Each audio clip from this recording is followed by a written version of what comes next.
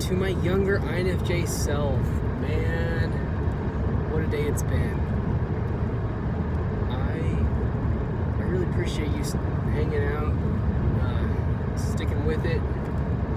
Younger me, life does get better. It gets weirder and it gets better. Like a lot of the stuff you deal with in your childhood does get better.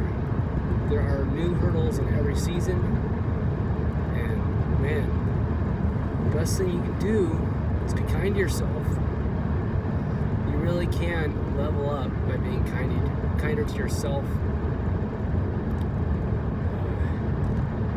You gotta give yourself time to process, especially if you're experiencing something painful. Like, you don't have to move on right away. You might have to keep functioning, especially, it's kind of a spectrum. Like, how many people are you responsible to or for? How many dependents do you have, whether they're your children or some other person that could be another adult that depends on their welfare, depends on you going to work, say.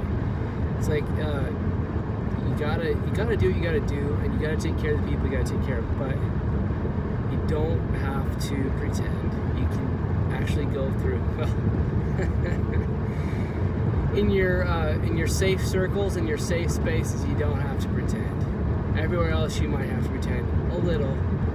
I'm not even gonna get into that, but basically, you gotta hunker down, go into what my favorite INFJ coach calls hermit mode. You do that, you heal, you take your time, you come out when you're ready, not before. Come out when you're ready, so you can share your gift with the world. You're worth taking the time. It's worth the healing. It's worth the time out. It's always on your time frame. You don't have to move on other people's time frame, except for the bare basics that your dependents need. You can take your commitments down to a very low level for a season, and it's just for a season. You don't have to tell yourself how long it's going to be. You don't have to have an exit strategy. You do have to heal. You do have to take enough time to get better. And I hope it's not decades. But a minute can feel like decades when you're healing. I know this.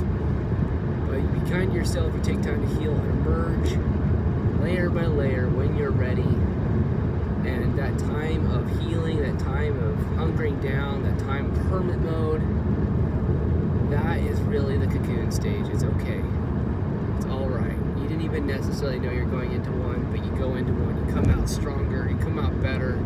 The world gets a more refined version of your gift. The world gets a more refined version of your experience. So you have something extra special to give.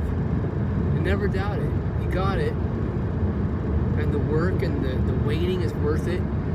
But it will take some time. And time is very precious. It's quite expensive. It's amazing. It's amazing stuff, time is.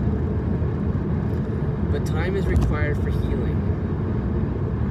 Certain parts of you will bounce back overnight, and certain parts of you will take years to heal, and it's all overlapping. It doesn't necessarily happen all in the same timeline. So not only are you not on anyone else's timeline, your own components heal on their own timelines. But I realize this stuff is pretty,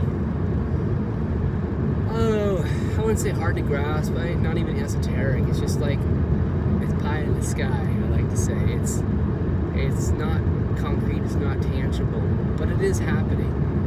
So I'm going to wrap up today with just the encouragement that younger me and all of you out there who can relate, take the time to heal, give yourself time to heal. There's always something that you can let go and replace with something that's more appropriate to the season you're going into. That's what you do when you go into a new season. You let go and you latch on. You latch on to something that's a little more appropriate. And you might have to zero a whole bunch of commitments out and start building one block at a time, one relationship at a time, one commitment at a time, one outing at a time, until you figure out what the right recipe for you in this season is. But it's not going to be exactly like the one before it. If it's a new one coming, it's